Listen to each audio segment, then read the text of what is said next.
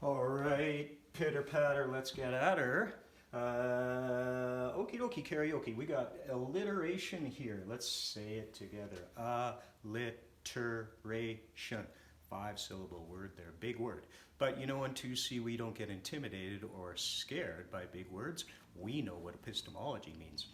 So alliteration is just a fancy way of saying sentences that use the repeating consonant or vowel sound. And I'm going to show you examples of two. So that's all it is using the same consonant sound repeatedly in a sentence or the same vowel sound in the same sentence. And the key there, the key word is sound. Okay, let's have a look at a couple of these here that I did for you. Here's the first one.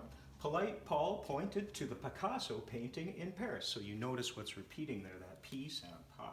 Polite Paul pointed to the Picasso painting in Paris. Now it's important to understand when you do these that they don't have to make sense. They're just for fun. So that you can make them kind of silly, and that one's kind of silly. I've never been to Paris, I wish. But there you see an example of an alliteration using my name where I'm repeating the same consonant sound P, and I do it 1, 2, 3, 4, 5, 6 times in that sentence. That's a lot. You want to have at least 4 repeating consonant or vowel sounds to make an alliteration sentence. Let's have a look at one that uses a vowel sound. So excited Ernie eats everyone's enormous eels. Again, doesn't have to make sense. It's just meant to be fun. And we're repeating the E sound. Excited Ernie eats everyone's enormous eels. Of course, that's not a true story. Next one. Now, here's one where I'm using the same sound, but not necessarily the same letter. So the K sound can be a K sound or a C sound. So notice in this sentence, I use both.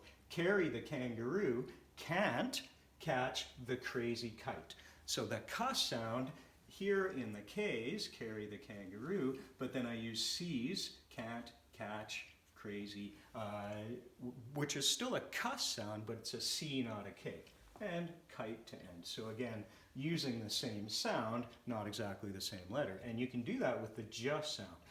So you can have J with the J sound in judge, or G as the J sound like in gym. So you can use those. Okay, now in this assignment, I'm asking you to write alliterations like these using letters, and then I'm going to ask you to try one with your name. Now some of you have tough letters to use for your names, like Zillin, and some of you others who have vowels, but do your best, and don't worry, like I say, they can be nonsensical, they can be fun like this, and they don't have to make sense. Have fun with them. Alliterations are supposed to be fun, so I thought we'd maybe do a little bit of fun writing this weekend. I hope this is true.